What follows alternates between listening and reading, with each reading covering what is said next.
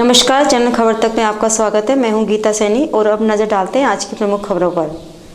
अलवर के कोतवाली थाना क्षेत्र में तिलक मार्केट में शुक्रवार सुबह शॉर्ट सर्किट होने के चलते एक साड़ियों के गोदाम में आग लग गई। गोदाम में आग लगने पर क्षेत्र में अफरा तफरी का माहौल हो गया। आग लगने की सूचना पर पुलिस प्रशासन मौके पर पहुंचा।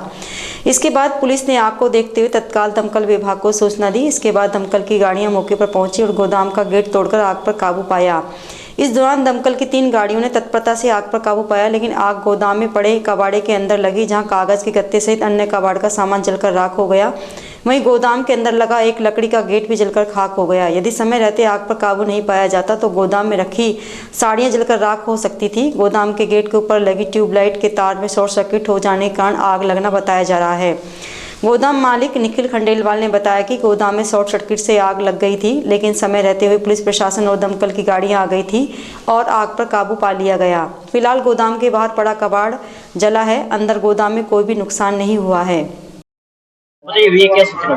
शॉर्ट सर्किट से आग लगी थी, कोई दिक्कत नहीं है। समय पे पुलिस और फायर ब्रिगेड की गाड़ी आ गई थी। जान माल की कोई हानि हुई नहीं है और कोई दिक्कत नहीं है। सब कुछ गत्ते हुए थे, गत्ते पड़े हुए थे, पैकिंग मटेरियल था, उसमें शॉर्ट सर्किट से आग लग गई थी। फोन किया हमने फायर ब्रिगेड को, फायर ब्रिगेड टाइम पर आ गई थी। गत्ते पड़े हुए थे, कबाड़ा था, कबाड़ा है, कबाड़े के आग लग गई थी और कोई दिक्कत नहीं, किसी भी तरीके की कोई जान माल की हानि नहीं, कोई जान माल की हानि नहीं। कबाड़ा था, कबाड़े का क्या नुकसान। अलवर शहर में रात भर सड़क और आसमान में घना कोहरा छाने के चलते वाहन चालकों को काफी परेशानी का सामना करना पड़ा। कोहरे के कारण सड़क मार्ग पर चलने वाले वाहनों की रफ्तार धीमी दिखाई दी। वहीं लोगों का जनजीवन अस्त व्यस्त रहा। घने कोहरे में बड़े हाईवे व्यस्त रोड पर एक्सीडेंट का खतरा अधिक होता है। इस कारण वाहन चालकों को कोहरे में बड़ी परेशानी झेलनी पड़ी। कोहरा अधिक होने के कारण लोग अलाव के सहारे अपने घरों में बैठे रहे। इसके अलावा सड़कों पर कोहरा रहने से सुबह मॉर्निंग वॉक करने वाले लोगों की भी संख्या कम दिखाई दी। कोहरे के कारण शहर में अब सर्दी का असर बढ़ चुका है। आगामी दिनों में सर्दी और बढ़ने की संभावना जताई जा रही है। वैसे दिसंबर माह खत्म होने वाला है, अब नए साल के आने की तैयारी है। इस बार अभी तक सर्दी का असर कम रहा था। अभी दिन में मौसम साफ रहता है और सुबह और शाम को कोहरा हो जाता है। इस कारण अधिक सर्दी होने से फसल की पैदावार बढ़ती है, लेकिन बर्फ जमने से नुकसान होता है। वहीं लगातार कोहरा रहने से भी फसलों में नुकसान होने की संभावना रहती है। फिलहाल मौसम फसलों के अनुकूल बना हुआ है।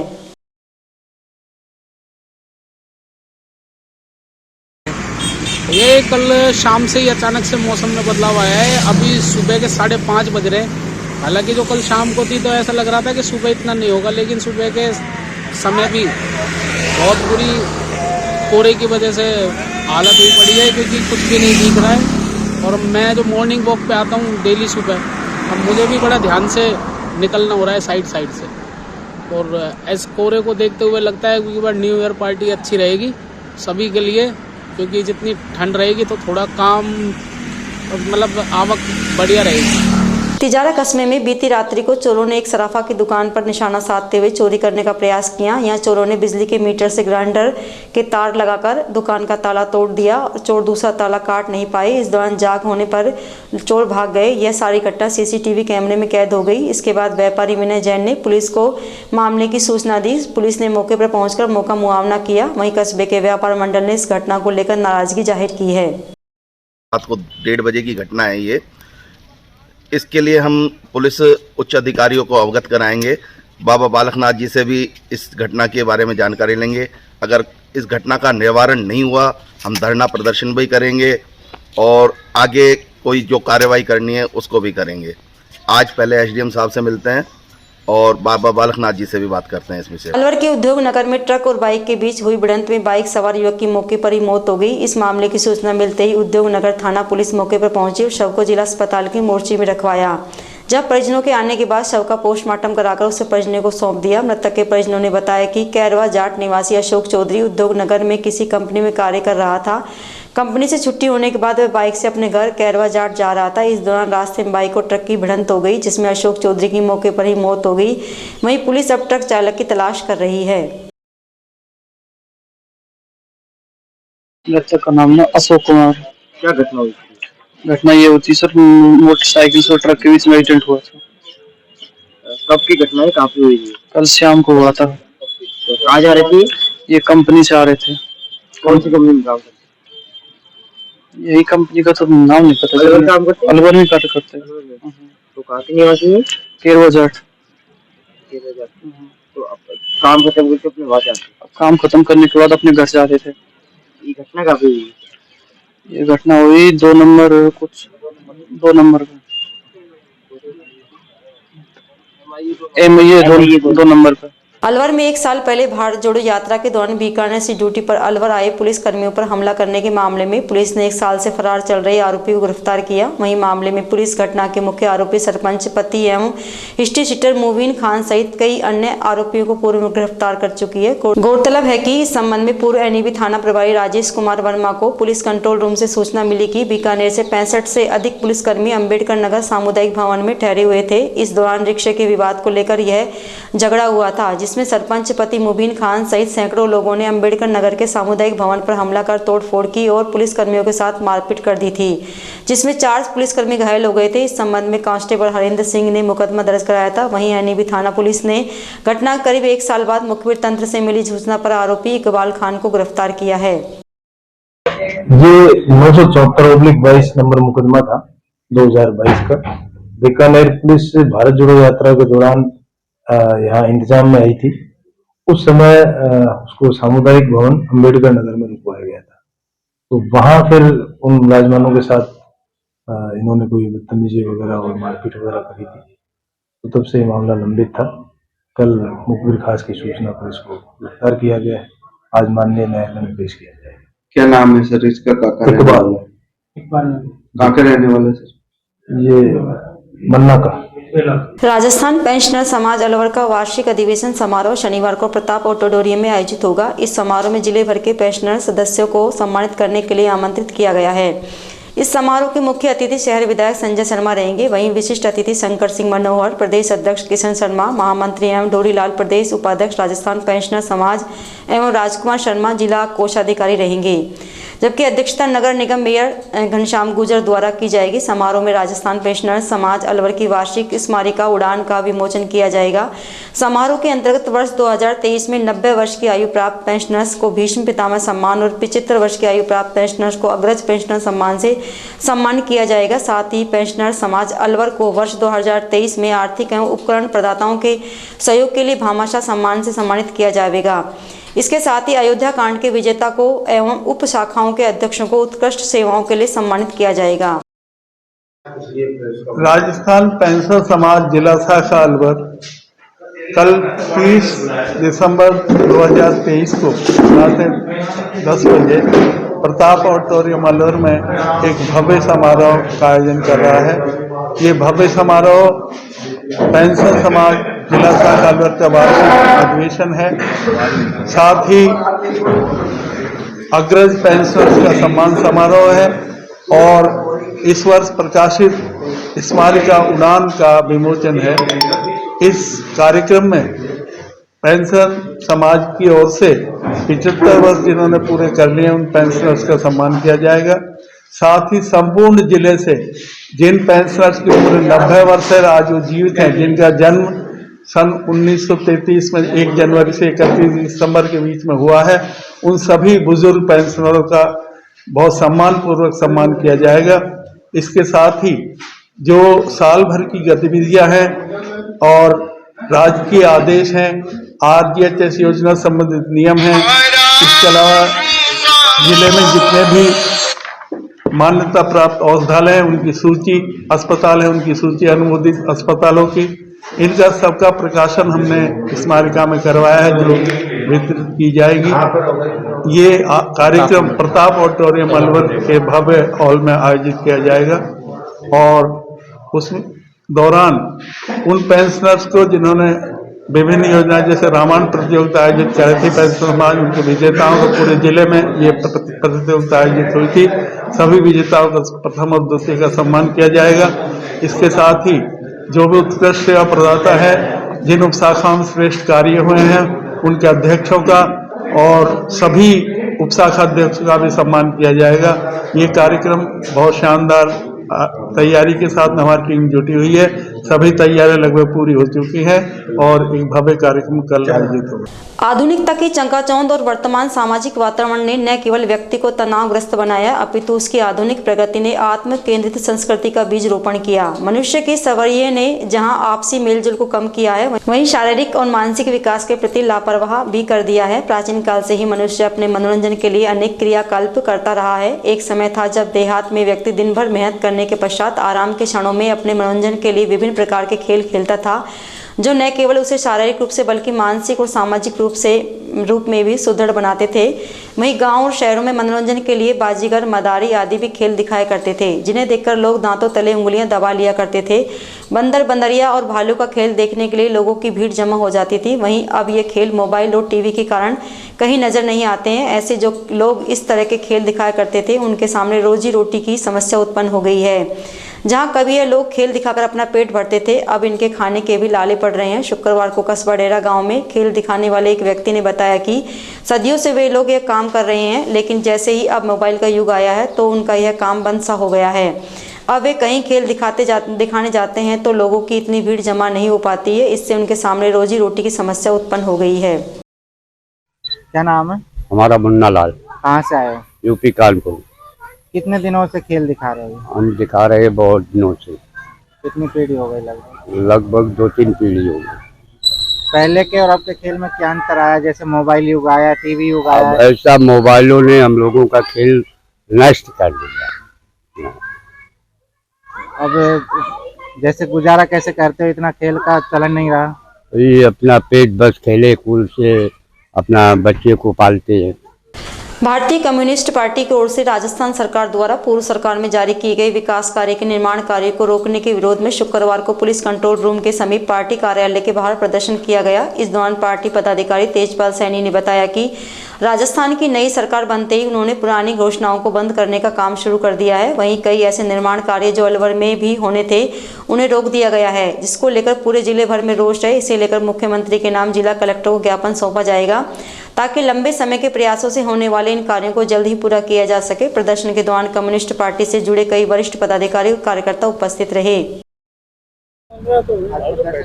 आज प्रदर्शन का प्रोग्राम इसलिए है कि जो हमारे जो जिले में जो विकास जो होना था उन पर पूर्णतः रोक लगा दी गई है, जिसमें मुख्य रूप से 4 ओवरब्रिज बनने थे, अंडरपास कालीमुरी अंडरपास बनना था और सीवरेज लाइन डलनी थी।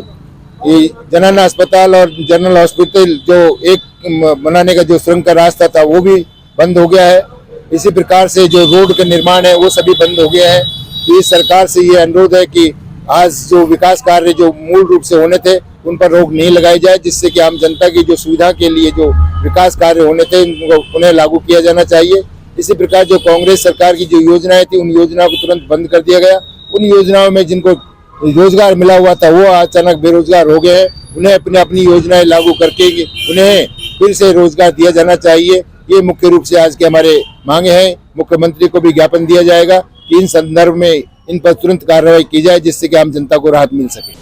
धौलपुर जिले के निहालगंज थाना क्षेत्र स्थित गुरुद्वारा रोड पर दिन दहाड़े जमीनी विवाद को लेकर फायरिंग और पथराव हो गया। यहां एक के बाद एक कई गोलियां चलने के बाद लोगों में दहशत बैठ गई। घटना की सूचना पुलिस को दी गई, लेकिन पुलिस के आने से पहले ही आरोपी मौके से भाग निकले।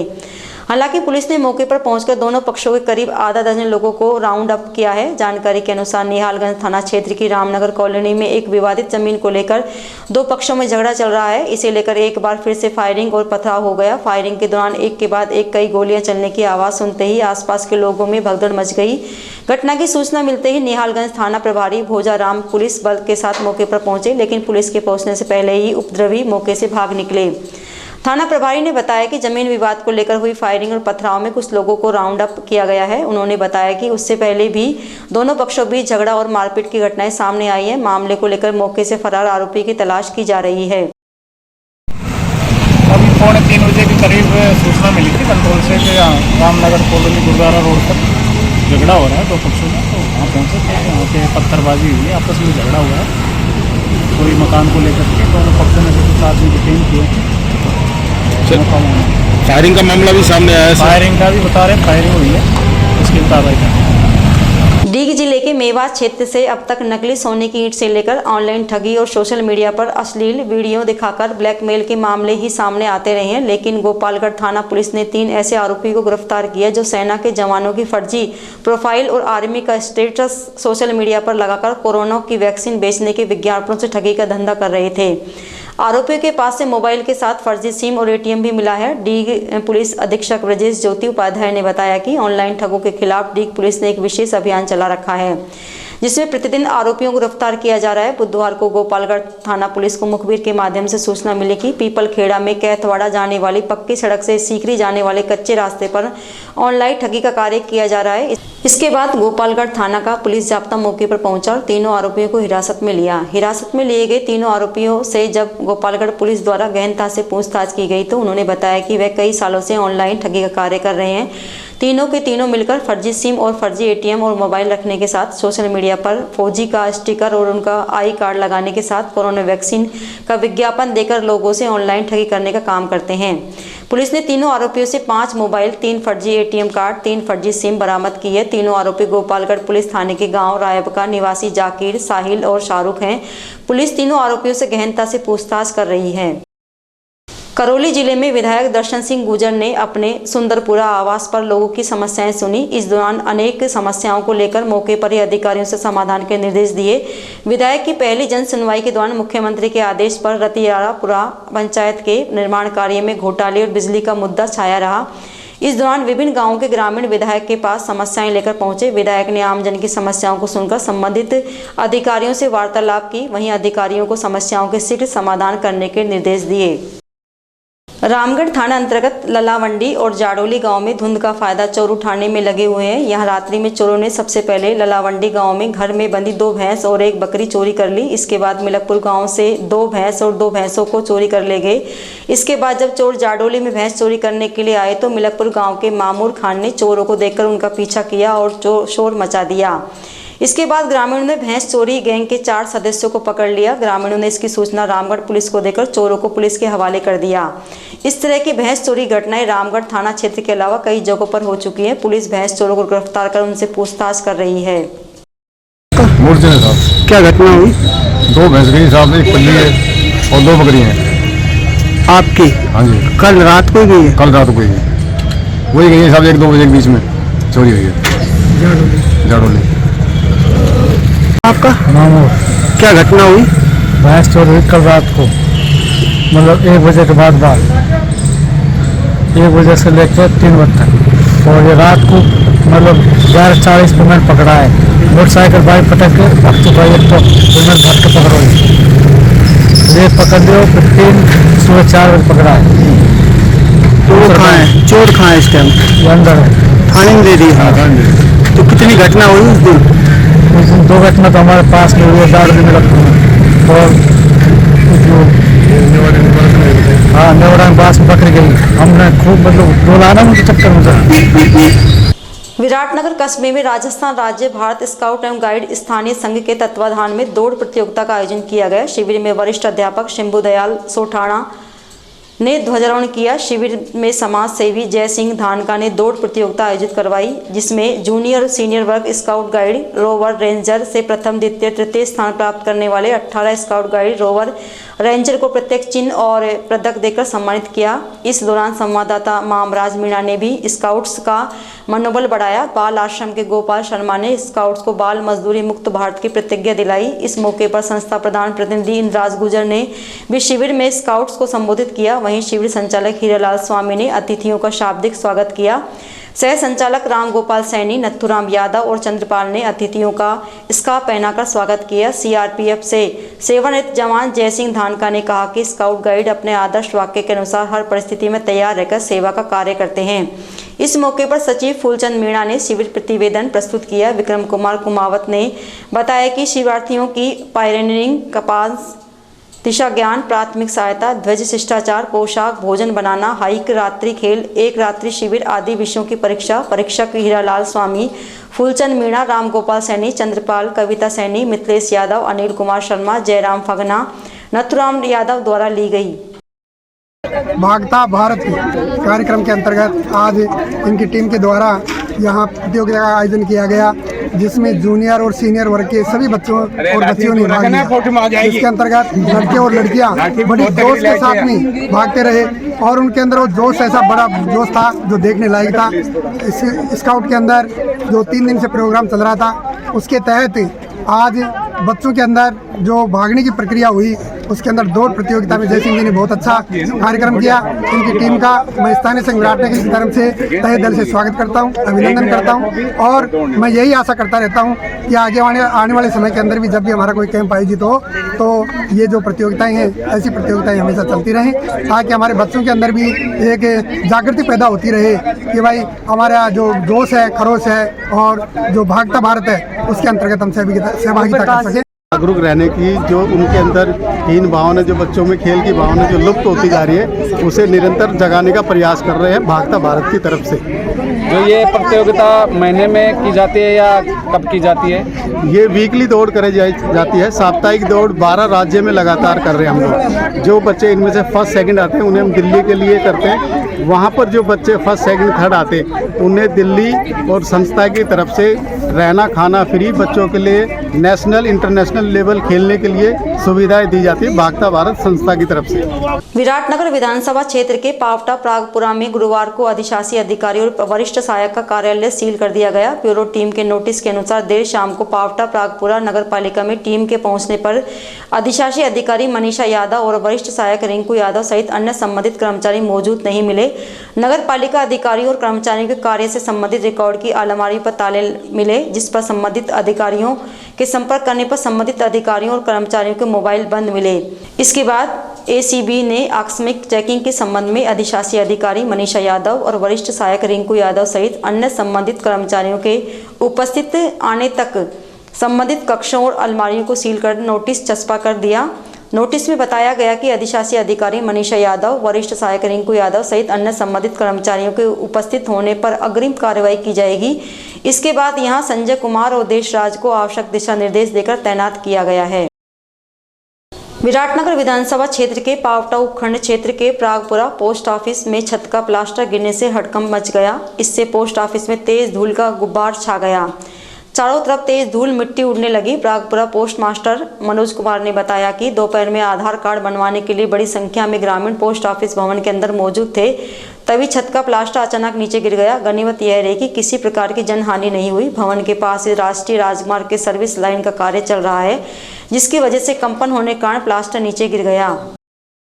थानागाजी क्षेत्र में कोहरे का प्रभाव सुबह से ही देखने को मिल रहा है, जिसके चलते लोगों की दिनचर्या अस्त व्यस्त नजर आई। सुबह से ही कोहरे और सर्दी के प्रभाव को देखते हुए सड़कों पर सन्नाटा छाया रहा। सर्दी का असर कम करने के लिए ग्रामीणों को अलाव जताते देखा गया। वहीं सड़कों पर चलने वाले वाहन चालकों को लाइट जलाकर चलना पड़ा, क्योंकि कोहरे के कारण विजिबिलिटी इतनी कम थी कि 10 फुट की दूरी पर कुछ भी दिखाई नहीं दे रहा था। थानागाजी क्षेत्र में राजस्थान सरकार द्वारा उज्ज्वला गैस योजना के तहत उपभोक्ताओं को छूट देने का आदेश दिया गया है। इसके चलते कस्बे के उपभोक्ता सुबह से ही गैस एजेंसी पर पहुंच रहे हैं। यहां उपभोक्ता अपने गैस कनेक्शन की KYC करवाकर सरकार की छूट का लाभ लेने की कवायद में जुटे हुए हैं। थानागाजी उपखंड कार्यालय, तहसील कार्यालय और पुलिस अधीक्षक कार्यालय के सामने भारतीय स्टेट बैंक की शाखा के समीप सत्यनारायण भगवान का सैकड़ों वर्ष पुराना मंदिर है। इसके साथ में हनुमान जी का मंदिर भी है। यहाँ पर विशेष समाज के लोगों द्वारा मीट की अवैध रूप से बिना अनुमति की दुकान संचालित की जा रही है, जिसके कारण दिन भर यहाँ का माहौल खराब रहता है। इस दुकान से आवारा श्वान मांस के टुकड़ों को उठाकर बैंक और मंदिर परिसर सहित अनेक जगहों पर ले जाते हैं, जिसके कारण बैंकों में ग्राहकों को बदबू और गंदगी का सामना करना पड़ता है। वहीं दूसरी ओर इसके चलते लोगों ने मंदिर में आना ही बंद कर दिया है। इसको लेकर सैकड़ों बार तहसील के उपखंड अधिकारियों और स्थानीय जनप्रतिनिधियों को अवगत कराया जा चुका है, लेकिन यहाँ के सभी अधिकारी जनप्रतिनिधि इसे लेकर आंख मूंद कर बैठे हैं। कोई भी कुछ भी कार्रवाई करने के नाम पर चुप्पी साध लेता है। नाम आपका? रघुवीर सिंह। रघुवीर जी, क्यों भीड़ लग रही है गैस कनेक्शनों के लिए? राजस्थान सरकार के द्वारा जो छूट दी जा रही है उसमें KYC हो रही है और कुछ नहीं है। मैं सत्यनारायण जी के मंदिर का पुजारी। ये मंदिर सैकड़ों साल पुराना, ये जिस टाइम तहसील बनी थी उस टाइम का मंदिर है। लोग यहाँ आके आराम करते थे, पास में कुआं है। पर आजकल आसपास में समाज के विशेष लोगों द्वारा मीठी आदि दुकानें बना रखी है, जिसके चलते राहगीरों को परेशानी होती है और दिन भर गंदगी का आलम बना रहता है। दिन भर गंदगी का आलम बना रहता है, इसलिए भक्तों ने भी आना छोड़ रखा है मंदिर में। अब आपकी क्या मांग है? मांग यही है सर, हमारा कुत्ते कई बार गंदगी को मंदिर परिसर में ले जाते हैं, कई बार प्रशासन को अवगत करा चुके हैं कि सब मीट की दुकानों को गाँव से कहीं बाहर किया जाए, तो प्रशासन नहीं सुनता। हमारी यही मांग है कि इन मीट की दुकानों को गाँव से कहीं बाहर एक तरफ किया जाए, जिससे आम जन को सुविधा हो और हम भी शांति से पूजा पाठ करें। प्रभु श्री राम की नगरी अयोध्या में भव्य रामलला मंदिर का निर्माण कार्य अंतिम चरण में है। श्री राम जन्मभूमि तीर्थ क्षेत्र ट्रस्ट की ओर से मंदिर के उद्घाटन की तैयारियां जोर शोर से चल रही हैं। 22 जनवरी 2024 को होने जा रहे प्राण प्रतिष्ठा समारोह में शामिल होने के लिए प्रमुख मंदिरों के संत महंतों और गणमान्य नागरिकों को ट्रस्ट की ओर से न्योता भेजा जा रहा है। इसे लेकर राम जी के परम भक्त हनुमान जी महाराज के बड़े धर्म स्थलों में प्रसिद्ध सिद्ध पीठ मेहंदीपुर बालाजी धाम के महंत डॉक्टर नरेश पुरी गोस्वामी को भी निमंत्रण मिला है। गुरुवार को विश्व हिंदू परिषद के प्रांतीय अध्यक्ष प्यारेलाल मीणा और विभाग मंत्री परमानंद शर्मा ने महंत डॉक्टर नरेश पुरी को श्री राम जन्मभूमि तीर्थ क्षेत्र ट्रस्ट द्वारा भेजा गया निमंत्रण पत्र सौंपकर कार्यक्रम में शामिल होने का आग्रह किया। इस बारे में महंत ने कहा कि उन्हें श्री राम जन्मभूमि तीर्थ क्षेत्र ट्रस्ट द्वारा भेजा गया निमंत्रण मिला है। यह असंख्य राम भक्तों के लिए गर्व का विषय है कि अयोध्या में प्रभु श्री राम का भव्य मंदिर साकार रूप ले रहा है, जिसमें 22 जनवरी को रामलला की प्राण प्रतिष्ठा होगी। इस दिन सभी को अपने घर और नजदीक के मंदिर में उत्सव मनाकर सर्व मंगल की कामना करनी चाहिए। गौरतलब है कि इस समारोह में प्रधानमंत्री नरेंद्र मोदी और RSS संघ संचालक डॉक्टर मोहन भागवत भी उपस्थित रहेंगे। प्राण प्रतिष्ठा समारोह में विभिन्न क्षेत्रों के 4000 दिग्गजों को निमंत्रण भेजा गया है। रैणी उपखंड क्षेत्र के माचाड़ी कस्बे में गुरुवार को भारतीय किसान यूनियन टिकेत के पदाधिकारियों और किसानों की बैठक माचाड़ी नागेश्वर चौराहे पर आयोजित की गई। इस बैठक की अध्यक्षता तहसील अध्यक्ष पुखराज गुजर ने की। बैठक में किसानों ने ERCP पूर्वी राजस्थान चंबल परियोजना को DPR में बदलाव करके अलवर जिले के रैणी और राजगढ़ क्षेत्र के सभी बांधों को जोड़ने की बात कही, जिससे रैणी राजगढ़ में किसानों की सिंचाई के लिए पानी मिल सके। इसके अलावा बैठक में क्षेत्र की बिजली, आवारा पशुओं की समस्याओं के बारे में विचार विमर्श किया गया। पुखराज गुजर ने बताया कि इन मांगों के लिए किसान 4 जनवरी 2024 को दोपहर 12 बजे माचाड़ी से लेकर रैणी उपखंड अधिकारी को ज्ञापन सौंपेंगे। इसी दौरान आगामी महापंचायत की तारीख तय होगी। चैनल खबर तक संवाददाता को यह जानकारी महिला जिला अध्यक्ष मीनाक्षी मीणा द्वारा दी गई। करौली जिले के सपोटा में विधायक हंसराज मीणा ने अपने बालोती स्थित कार्यालय पर आमजन की समस्याएं सुनी। इस दौरान विधायक ने मौके पर ही अधिकारियों को इनके समाधान के निर्देश दिए। विधायक की जनसुनवाई के दौरान CM के आदेश पर सड़क निर्माण कार्य में घोटाले और बिजली का मुद्दा छाया रहा। इस दौरान विभिन्न गांवों के ग्रामीण विधायक के पास समस्याएं लेकर पहुंचे। साथ ही 28 जनवरी 2024 को जवाहरलाल स्टेडियम नई दिल्ली में आयोजित होने वाले स्वर्गीय तन सिंह की जन्म शताब्दी समारोह में शामिल होने के लिए आमंत्रण देने पहुंचे। पदाधिकारियों का अभिवादन कर स्वागत किया। इस दौरान इनके द्वारा दिए गए आमंत्रण को विधायक हंसराज बालोती ने स्वीकार कर कार्यक्रम में शामिल होने के लिए पदाधिकारियों को आश्वस्त किया। वाइल्ड लाइफ अचरज और रोमांच से भरा हुआ है, जिसका लुत्फ उठाने के लिए पर्यटक रणथंभौर का रुख करते हैं। इन दिनों रणथंभौर में पर्यटक अपने पूरे शबाब पर हैं। हजारों की तादाद में पर्यटक रणथंभौर भ्रमण के लिए यहां आए हुए हैं। रणथंभौर में बाघों की साइटिंग देख पर्यटक आनंदित हो रहे हैं। इसी कड़ी में रणथंभौर भ्रमण पर गए पर्यटकों को एक यादगार लम्हा देखने को मिला। दरअसल रणथंभौर के जोन नंबर 2 में पर्यटक टाइगर सफारी पर गए थे, जहां उन्हें यह यादगार लम्हा देखने को मिला। जोन नंबर 2 में पर्यटकों को बाघिन T105 नूरी के दीदार हुए। इस दौरान बाघिन का सामना एक लेपर्ड से हुआ, जिसे देखकर बाघिन नूरी आक्रामक हो गई। बाघिन को आक्रामक होते देखकर कुछ ही देर में लेपर्ड ने सरेंडर कर दिया और हार मान ली। बाघिन के सामने घुटने टेकने के बाद कुछ देर तक लेपर्ड जमीन में लेटा रहा और मौका मिलते ही जान बचाकर भाग गया। इस पूरे वाकये को पर्यटकों ने अपने कैमरे में कैद कर लिया। पर्यटकों द्वारा बनाया गया यह वीडियो सोशल मीडिया पर खूब वायरल हो रहा है। वायरल वीडियो गुरुवार सुबह की पारी का है, जब पर्यटक पार्क भ्रमण पर गए थे। बाघिन T105 नूरी बाघिन T39 नूर की बेटी है, जिसकी उम्र करीब 6 साल है। फिलहाल बाघिन नूरी की टेरिटरी रणथंभौर के जोन नंबर 1 और 2 में है। बाघिन नूरी T105 बाघिन नूर के चौथे प्रसव की संतान है। बाघिन नूर T39 ने 3 मादा शावकों को जन्म दिया था, जो बड़े होकर जो बाघिन T105 नूरी बाघिन T107 सुल्ताना के नाम से जाने जाते हैं, जबकि बाघिन T106 को मुकुंदरा हिल टाइगर रिजर्व में शिफ्ट कर दिया था, जहां बाघिन T106 की मौत हो गई थी। इससे पहले बाघिन नूरी की मां बाघिन नूर का एक वीडियो सामने आया था, जिसमें बाघिन नूर एक लेपर्ड को देखकर हमलावर हो गई थी। इस दौरान लेपर्ड ने एक पेड़ पर चढ़कर अपनी जान बचाई थी। हालांकि बाघिन नूर भी महज 5 सेकंड में पेड़ पर चढ़ गई थी। इससे पहले बाघ T120 ने लेपर्ड का शिकार किया था। जिसके बाद वह अपने शिकार पर का लुत्फ उठाता हुआ दिखाई दिया था। वहीं ऐसा ही कारनामा बाघ T129 कुछ भी कर चुका है। टाइगर का जो बिहेवियर आज देखने को मिला है लेपर्ड के साथ, वो बहुत ही अनोखा और अनूठा रहा है। इस तरह का बिहेवियर ना तो कभी लिटरेचर में पढ़ा गया है, न कभी किसी ने देखा है। ये बहुत ही अनोखा बिहेवियर है कि एक मेल लेपर्ड एक फीमेल टाइग्रेस के साथ जिस तरह से कुछ समय तक बिताता है, समय बैठा रहता है और फीमेल उसे बिना मारे या बिना नुकसान पहुंचाए छोड़ देती है, ये बहुत ही अनोखा बिहेवियर है। ये बिहेवियर सदियों तक याद किया जाएगा कि इस तरह का बिहेवियर देखा गया है, क्योंकि अभी तक कभी लिटरेचर में इस तरह का कोई उल्लेख नहीं है। ना किसी ने देखा है, ना किसी ने इस तरह का विचार सोचा है। हर समय इनको एक दूसरे का प्रतिद्वंदी और दुश्मन माना जाता है, परंतु ये पहली बार देखा गया कि एक मेल लेपर्ड फीमेल टाइग्रेस के साथ काफ़ी समय तक बैठ कर के वहाँ से सुरक्षित चला गया। विकसित भारत संकल्प यात्रा के तहत यह यात्रा शुक्रवार को बानसूर के ग्राम पंचायत महनपुर और लोयती ग्राम पंचायत पहुंची, जहां सरकार की जन कल्याणकारी योजनाओं को लेकर शिविर का आयोजन किया गया। शिविर में केंद्र सरकार की जन कल्याणकारी योजनाओं के बारे में आमजन को जानकारी दी गई। इस दौरान विधायक देवी सिंह शेखावत के शिविर में पहुंचने पर ग्रामीणों ने उनका स्वागत किया। देवी सिंह शेखावत ने लोगों को संबोधित करते हुए कहा कि सबका साथ सबका विकास की नीति को लेकर सरकार काम कर रही है। विकसित भारत को लेकर प्रत्येक गांव में विकसित भारत संकल्प यात्रा निकालकर लोगों को केंद्र सरकार की जन कल्याणकारी योजनाओं से जोड़ा जा रहा है। देश का कोई भी पात्र व्यक्ति केंद्र सरकार की योजनाओं से वंचित नहीं रहे, इसे लेकर प्रधानमंत्री ने देश में विकसित भारत संकल्प यात्रा निकालकर आमजन में जागरूकता लाने का संदेश दिया है।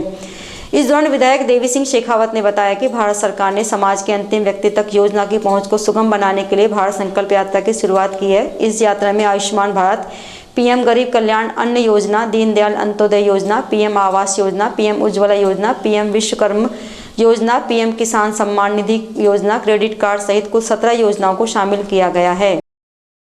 सब आपके लिए किए। लोकतंत्र का मतलब भी जनता के लिए, जनता के द्वारा जनता की सरकार होता है। इस मूल मंत्र को अंगीकार करते हुए सबका साथ सबका विकास सबका प्रयास के तहत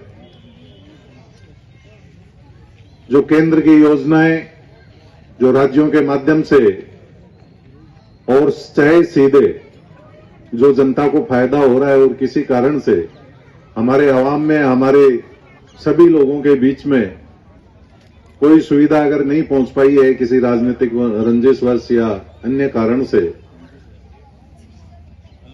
तो ये सब अधिकारी और कर्मचारीगण आपके बीच में हैं। किसी का इनसे संबंधित कोई भी काम है अपना करवाएं, और जो योजनाएं हमारे केंद्र सरकार की हैं कि सभी को अन्न मिले, सभी भरपेट कर सोएं, सभी के सर पर छत हो, सभी को पीने का पानी मिले और सभी को मौलिक अधिकार हैं, उनकी रक्षा हो।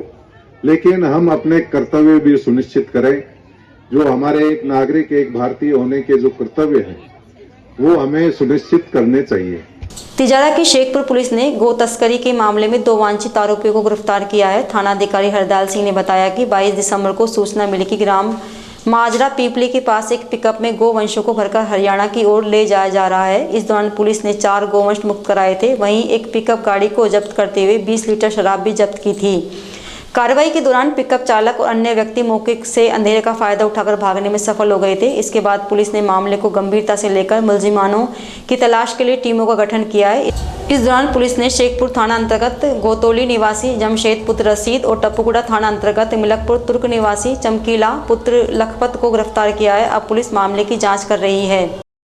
अलवर जिले में उच्च अधिकारियों के आदेश अनुसार पुलिस द्वारा 3 दिवसीय अभियान चलाया हुआ है, जिसमें वांछित अपराधियों की धरपकड़, अवैध शराब के खिलाफ कार्रवाइयों की जा रही है। इसे लेकर गोविंदगढ़ थाना पुलिस द्वारा बरवाड़ा क्षेत्र में कार्रवाई करने के लिए टीम गई थी, जहां पुलिस द्वारा अवैध भट्टियों को तोड़ा जा रहा था। वहीं कुछ दूरी पर खड़ी पुलिस की गाड़ियों पर महिला पुरुषों द्वारा लाठी डंडों से हमला कर इन्हें क्षतिग्रस्त कर दिया। इस दौरान गाड़ी चालक को चोट आई। इस दौरान पुलिस को आता देख हमलावर वहां से भाग गए। इसके बाद पुलिस ने आरोपी के खिलाफ मामला दर्ज कार्रवाई शुरू कर दी। थाना अधिकारी हितेश शर्मा ने बताया कि बरावाड़ा और उसके आसपास के क्षेत्र में अवैध हथकढ़ शराब का काम होता है। इसे लेकर उनके द्वारा 2-3 माह पूर्व भी कई बार कार्रवाई की गई। अब भी पुलिस अवैध शराब के खिलाफ कार्रवाई करने के लिए गई थी। इस दौरान महिला पुरुषों के द्वारा लाठी डंडों से गाड़ी के ऊपर हमला कर दिया, जिसमें गाड़ी चालक को चोट आई है और गाड़ी भी क्षतिग्रस्त हो गई। इसका मामला दर्ज कर लिया गया है। वहीं आरोपी की तलाश की जा रही है। पुलिस मुख्यालय के निर्देशानुसार 3 दिवसीय अभियान चल रहा है। वांछित अपराधियों के विरुद्ध, अवैध शराब निर्माता और तस्करी जो करते हैं उनके विरुद्ध, जिसके तहत आज हमको सूचना मिली थी कि बरवाड़ा और चिड़वई के आसपास नदी क्षेत्र में अवैध शराब का काम होता है, जिस पर हम पूर्व में भी 2 महीने से लगभग हम 5-7 बार हमने कार्रवाइयाँ करी हैं, भट्टियाँ नष्ट करी हैं। उसी क्रम में आज हमको सूचना मिली तो टीम गई थी हमारी वहाँ पे, मैं खुद था, कार्रवाई कर रहे थे। उसी दौरान हमारी गाड़ी और ड्राइवर जो खड़े थे पास में, उसके ऊपर कुछ लोगों ने, महिला और पुरुषों ने हमला किया, जिस पे हमारी गाड़ी को कुछ नुकसान हुआ, क्षतिग्रस्त हुई गाड़ी, और हमारा जो ड्राइवर है उसके भी कुछ चोटें आई, जिसका मेडिकल करवा के मुकदमा दर्ज कर लिया गया। शीघ्र इसमें कार्रवाई करेंगे निश्चित रूप से। तो सर, जो वहाँ पे अवैध शराबी भट्टियाँ थी उनको भी नष्ट किया गया है सर? हाँ, नष्टीकरण की कार्रवाई करी हमने। नष्ट कर रहे थे उसी दौरान ही घटनाक्रम उसी दौरान का है। बड़ौदा में कस्बे में श्री श्याम देवाने मित्र मंडल के तत्वाधान में शुक्रवार को ऐतिहासिक एवं भव्य रथ यात्रा का आयोजन किया गया। रथ यात्रा के दौरान 371 ध्वजाओं के साथ नाचते कूदते भक्तों का काफिला संपूर्ण कस्बे से होकर निकला। इस दौरान कस्बे वासियों ने जगह जगह बाबा श्याम के रथ पर पुष्प वर्षा कर भव्य स्वागत किया। रथ यात्रा के दौरान बाहुबली हनुमान जी की झांकी दिखाई गई, जो यात्रा का आकर्षण का केंद्र रही। वहीं कस्बे वासियों ने अनेक जगह बाबा श्याम की आरती की। इस दौरान सभी को मेवा मिश्री का प्रसाद वितरित किया गया। इस रथ यात्रा समापन के पश्चात धर्मार्थ परिवार द्वारा सभी को फलों का प्रसाद वितरित किया गया। आज कस्बा बड़ौदा में श्री श्याम देवाने मित्र मंडल समिति रजिस्टर्ड के तत्वाधान में द्वितीय श्री श्याम ध्वज रथ यात्रा का आयोजन किया गया, जिसमें बाबा श्याम के 371 ध्वज बाबा के रथ के साथ चले। हजारों श्याम प्रेमियों ने बढ़ चढ़कर इस यात्रा में भाग लिया और पूरे कस्बे को एक रंग में रंगा हुआ देख आज कस्बे में इतना हर्षोल्लास का माहौल जो देखने को मिला, वो सभी श्याम प्रेमियों के लिए बहुत खुशी की बात है। और इसी से जुड़ा हुआ एक दूसरा आयोजन बाबा श्याम का 6ठम विशाल संकीर्तन, जो कि कल 30 तारीख को पंजाबी मैरिज गार्डन में होने जा रहा है, और बाबा का विशाल भंडारा पंजाबी गार्डन में होने जा रहा है। तो उसमें आप सभी श्याम प्रेमी जो पधारे। मैं अंकित खंडेलवाल, श्री श्याम देवाने मित्र मंडल समिति बड़ौदा में। खैरतल की नई अनाज मंडी में कपास की आवक कम होने के बावजूद भी शुक्रवार को 5000 से लेकर 6000 गांठें आ रही हैं। मंडी में कपास के भाव 6500 से 7000 रुपए तक बने हुए हैं। मंडी व्यापारियों ने बताया कि इस समय कपास की फसल हरियाणा क्षेत्र से आ रही है, जिससे अब तक मंडी में कपास को लेकर चहल पहल बनी हुई है। वहीं अन्य जिन्सों का कारोबार सुस्त पड़ा हुआ है। व्यापारी भीमराज ने बताया कि कपास की फसल अभी 2 महीने तक आने की उम्मीद है। आज समाचारों में इतना ही। दीजिए मुझे और मेरी टीम को इजाजत। नमस्कार।